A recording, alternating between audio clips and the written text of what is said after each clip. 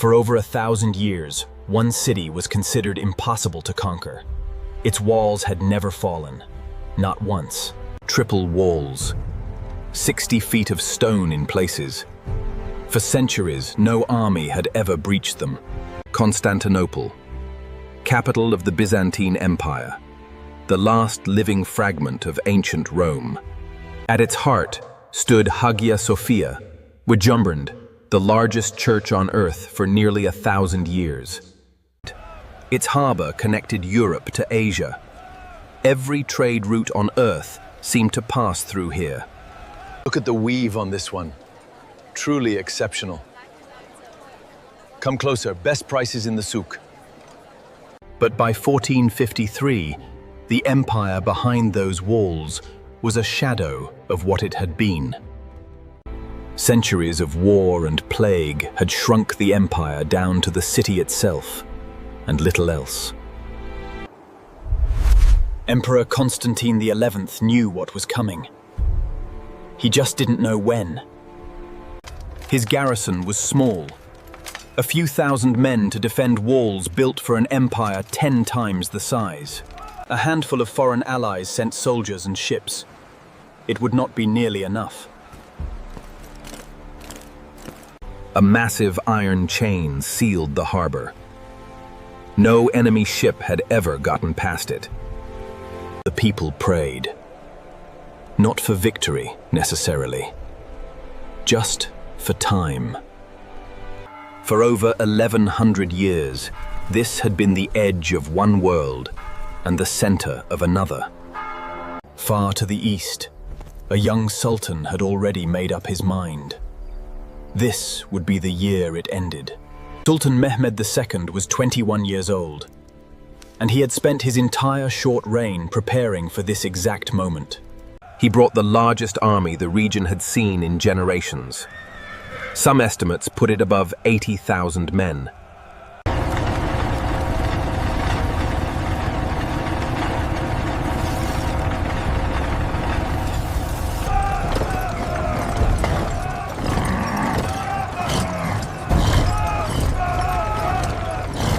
By April of 1453, the impossible was standing at the gates. The only question left was how long the walls would hold. April 6th, 1453. The siege began.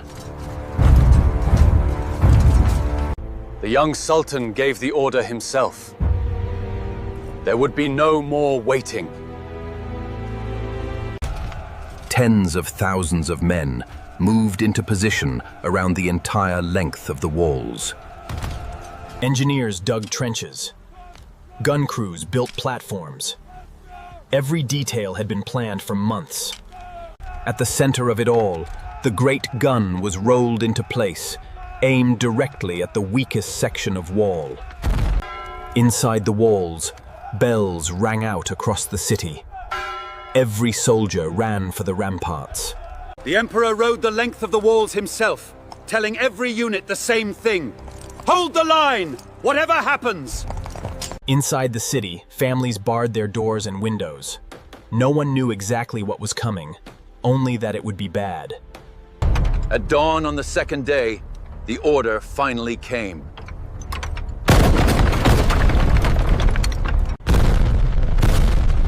The blast could be heard for miles. Nothing like it had ever hit these walls before. The stone ball weighed over half a ton. It struck the outer wall dead center. Centuries of stone came down in seconds. A wall that had never fallen was suddenly cracked open. Move to the breach! Cover fire now! We need heavy support on the wall! Go, go, go! Heave! Get that beam up here! Watch the breach. We need more stone. Keep working. They're coming. Day after day, the bombardment never stopped. The wall was being ground down, one shot at a time. At sea, Mehmed tried to break the harbor chain by force. His ships were driven back every time. The defenders' ships were fewer, but faster, and knew these waters better than anyone. The chain held. For now, The harbor was still theirs. Mehmed refused to accept the chain as the end of it. If he couldn't break through the water, he would go around it. Overnight, his engineers built a road of greased logs over the hills behind the city. Then they dragged 70 ships, one at a time, straight over the hills on land. By morning, an entire fleet was floating inside the harbor, behind the chain that was supposed to stop them. No one inside the city could believe what they were looking at. The harbor they thought was sealed was no longer safe at all. Constantine inspected the damage himself, night after night. The walls were failing, and everyone could feel it. After weeks of siege, the walls that had stood for 11 centuries were barely holding together. What came next would decide everything. Week after week, the pattern repeated.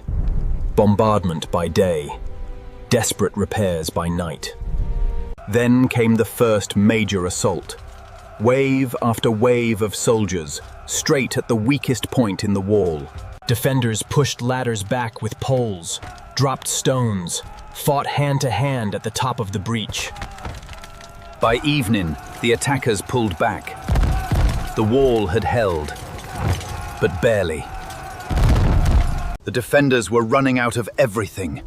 Men, sleep, time. When the walls wouldn't break, the attackers tried going underneath them instead. Defenders dug counter-tunnels to meet them underground. Some of the fiercest fighting of the siege happened in total darkness. One by one, every tunnel was found and destroyed. The ground itself refused to give the attackers a way in. Next came the siege towers. Massive wooden structures built to roll right up to the walls. Defenders answered with fire. Every tower that reached the walls burned before it could be used. One by one, the towers fell. Weeks of construction, destroyed in minutes. Word went out, again and again, asking for help from anywhere that might send it. A small relief fleet did arrive. 4 ships, against an enemy force of hundreds. Somehow, against every odd, they broke through and reached the harbor. It wasn't much, but for one evening, it felt like the city might actually survive this. Inside the city, the leader met with his council night after night. Every option on the table was bad. Some urged surrender. Better to save what lives they could. He refused. This city had stood for 11 centuries. He would not be the one to hand it over. On what many feared would be the last peaceful night, the whole city gathered inside the great church. Different faiths, different backgrounds, all praying together for the first time in living memory. May 29th, 1453. Before sunrise, everyone inside the walls already knew. Today would be different. Every soldier who could still fight was called forward for one final push. At around 1 in the morning, the signal was given. The final assault began. Wave after wave came at once, coned, from every direction, without pause, without rest. The defenders held their positions, exhausted, outnumbered, but still standing. Then, in the chaos, someone found it. A small postern gate, left unlocked in the confusion. A handful of attackers slipped inside. Then, a few dozen. Then it was too late to stop them. Word spread along the walls faster than anyone could stop it. The enemy was already inside the city. The Emperor didn't retreat to safety. He rode straight toward the breach, into the thick of it. Inside the walls, panic spread through the streets. People ran without knowing where they were running to. Families hid where they could, some in churches, some in cellars, some simply froze in place. Thousands made their way to the great church, the same place they had prayed together just days before. An old belief said an angel would descend and save the city at the last moment. Many still believed it, even then. Small pockets of defenders kept fighting, street by street, long after the outcome was already clear. Constantine was last seen fighting on foot near the walls, after his horse had already fallen. His body was never conclusively identified. To this day, no one knows exactly how or where the last Roman emperor died. By mid-morning, soldiers reached the great church. The angel never came. By noon, it was over. A city that had stood for 1100 years had fallen in a single morning. That afternoon, the Sultan rode through the gates himself, into the city he had wanted his entire short life. He walked into the great church alone and stood beneath its dome in silence.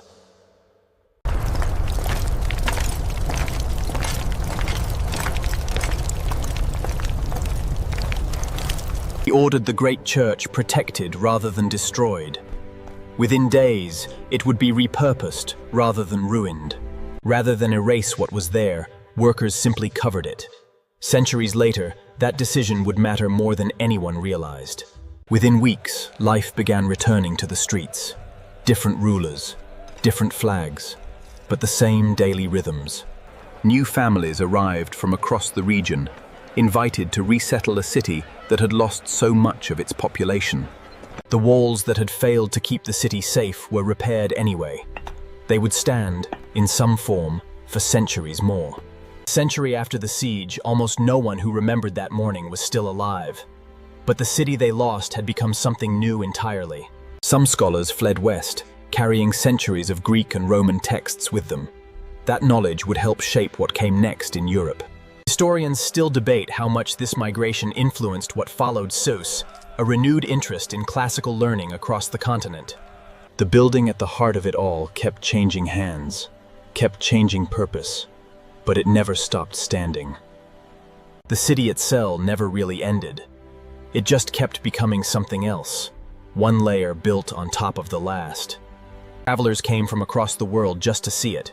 Few who visited left without sketching it, writing about it, or trying to describe it to people back home. Centuries passed. Empires changed hands again. The walls that once seemed impossible to build began, slowly, to crumble. By the early 20th century, historians began documenting what was left, aware that time was doing what armies never fully could.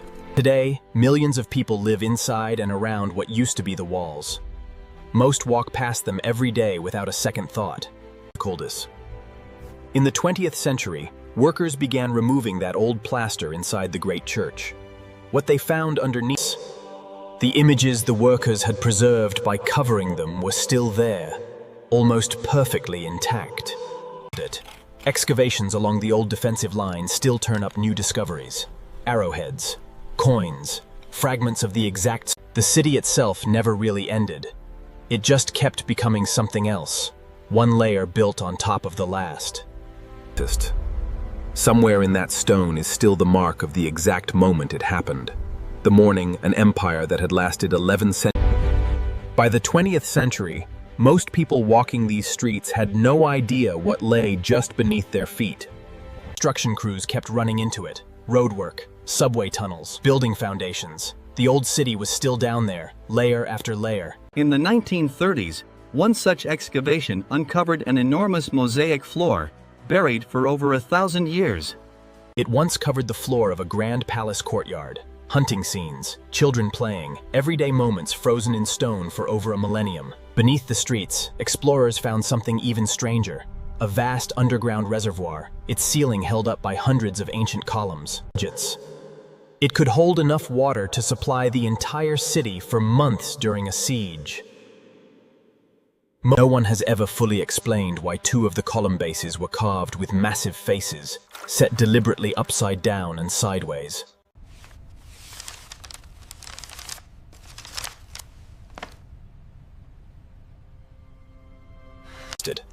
Along the old defensive walls, teams identified exactly which sections dated to the original construction and which had been rebuilt. Some of the stone cannonballs from the siege were found still lodged in the walls, exactly where they struck 5 centuries earlier.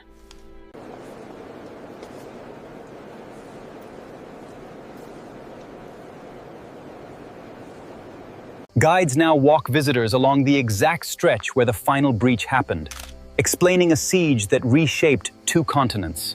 The city still sits exactly where it always has. The only place on Earth where 2 continents meet across open water. Modern imaging technology has even revealed faint text on old manuscripts that had been scraped off and reused centuries ago.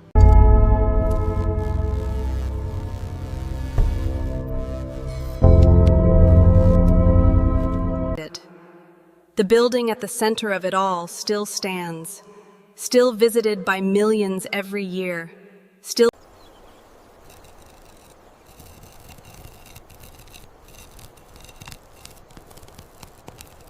From above, the old wall line still traces the exact boundary that held for 1100 years and failed in a single morning.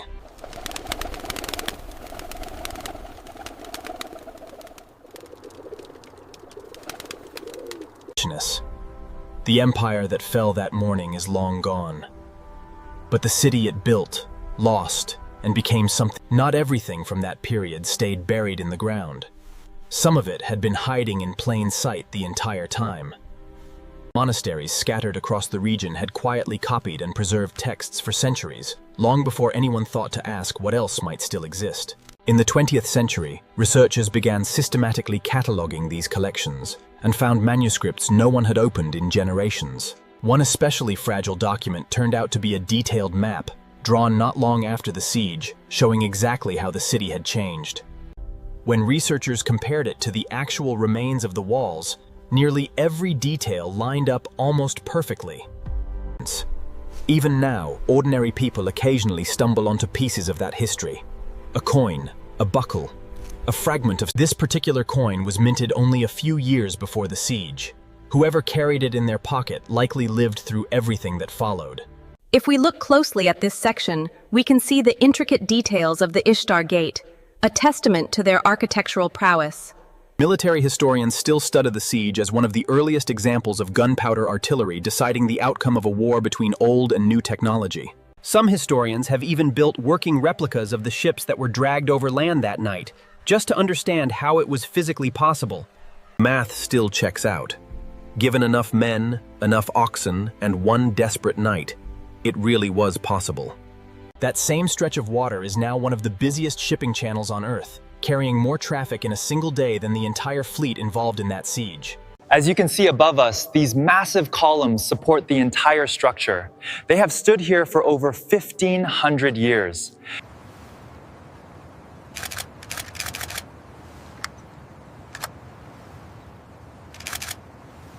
The building has now spent more of its existence surviving change than it ever spent as any single thing. Preservation work never really stops. Every piece that survived 5 centuries needs constant, careful attention to survive 500 more. For most residents today, the walls are just scenery, something to jog past, not something to think about. Every so often, a child asks a simple question about the old stones and gets a small piece of an 1,100-year-old story in return. The same moon that rose over the final night of the siege still rises over the city every single night, exactly as it always has. Just everything that happened here, the walls, the weight, the walls, the fall, the centuries after, is still written into that stone. There's a version of this story most people never hear, not about the siege itself, but about everyone it touched afterward. Some families can trace their lineage back to people who lived through that exact week. Refugees, survivors, soldiers on both sides. Entire communities of refugees resettled elsewhere, carrying architectural styles, recipes, and traditions that still exist in. Some food historians trace specific recipes directly back to that migration fates, dishes that outlived the empire that originally made them. The scholars who fled west didn't just carry books.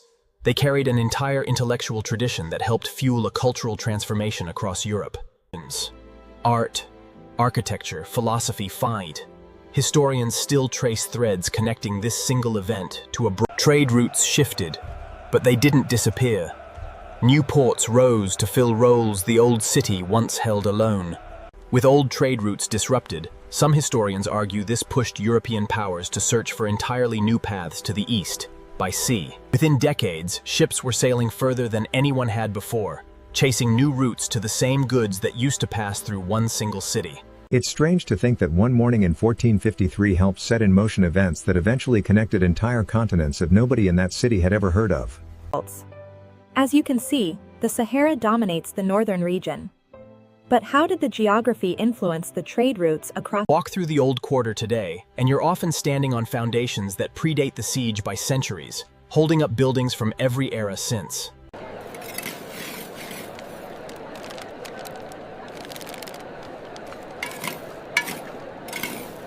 At night, the old boundary practically disappears into the glow of everything built around and over it.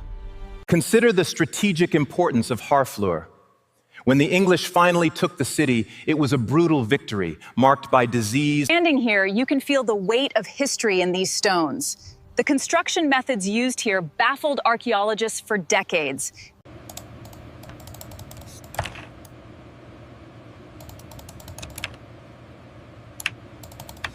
As you can see, this section has been remarkably preserved, offering a glimpse into the past. The craftsmanship here is truly remarkable.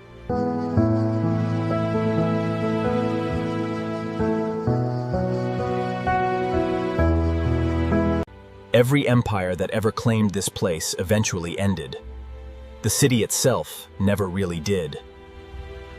Every cargo ship that passes through this strait today follows almost the exact route of ships have used for over 2,000 years. Modern bridges now physically connect the two continents this city always stood between, something no wall or fleet could ever fully do.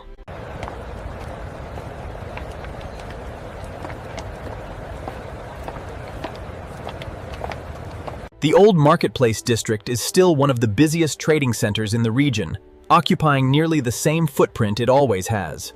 Small shops throughout the old quarter still turn up genuine artifacts from that era, sold quietly to collectors who understand exactly what they're holding.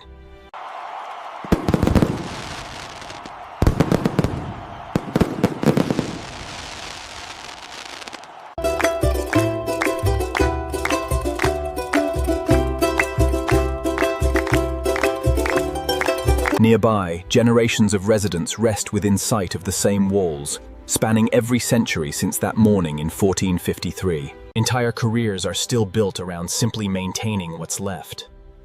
The work of preserving this place never really finishes. Heads up below, we're bringing the next pallet up now. All right, keep it steady.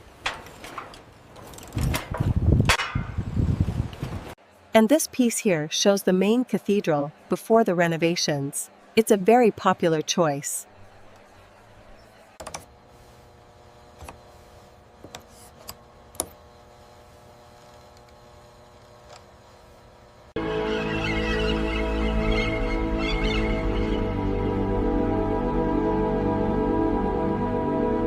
Fishermen still cast lines from the same sea walls that once bristled with defenders, watching for an enemy fleet.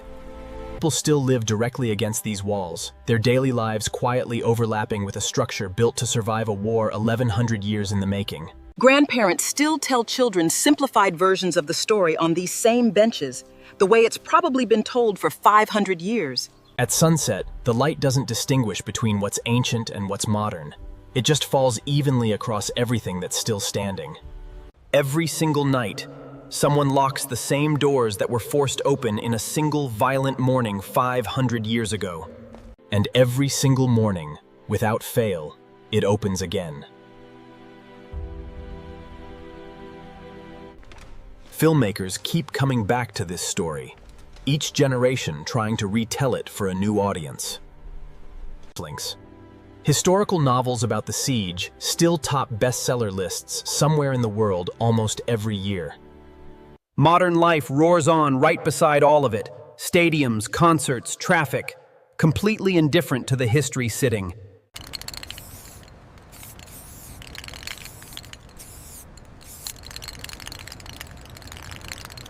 The old defensive ditch that once slowed down entire armies is now just a park where people eat lunch on a Tuesday afternoon. Someone even keeps bees in the shadow of these walls now, producing honey a few hundred feet from where an empire once ended. On the rare occasions it snows here, the whole city goes quiet, in a way that briefly makes the walls look almost exactly as old as they are.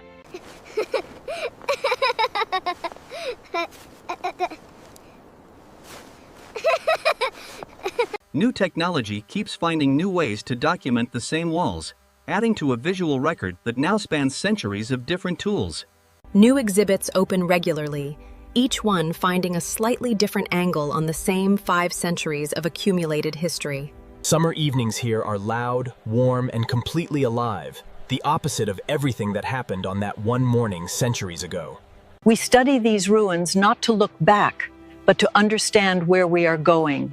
That is the true lesson of history. Is this where the currents meet? Exactly, right there. That's a very insightful observation. The line itself never moved. Everything around it did.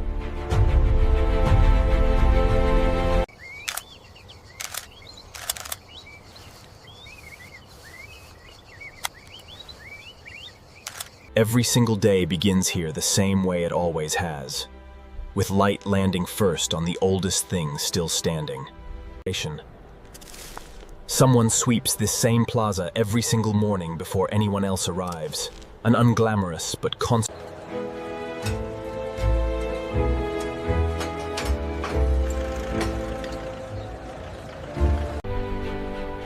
Every layer of everything that ever happened here is still visible, if you know how to look.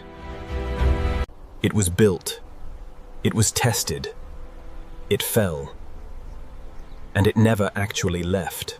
Every morning, thousands of people cross the exact water that once decided the fate of an empire, thinking about nothing more than getting to work on time.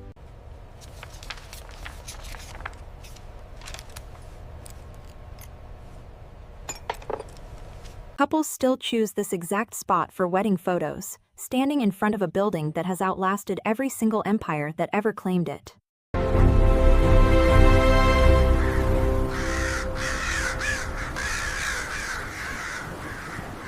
Some routines never really change. Nets still get mended by hand on these same steps, the way they probably have for longer than anyone can trace.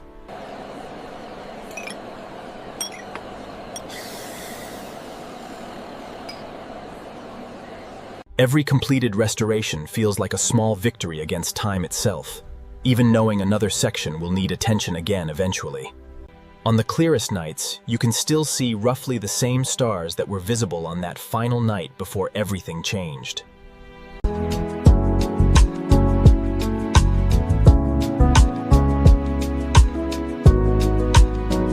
Every year, a new group of students gets to hold something that was actually there, and understand for the first time that history isn't just a story, it's physical. Rain falls here the same way it always has, indifferent to which century it happens to be landing in.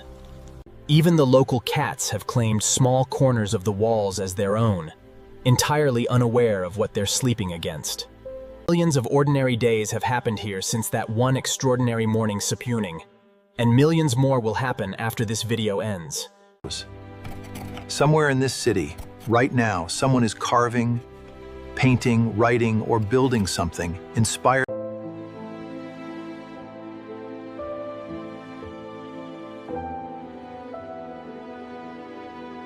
This is where the story started, where it broke, and where it somehow kept going anyway. Empires end. Walls crack. Cities fall. But somehow, this particular place never actually stopped. It's still standing. It's still here. And it's still, somehow, not finished.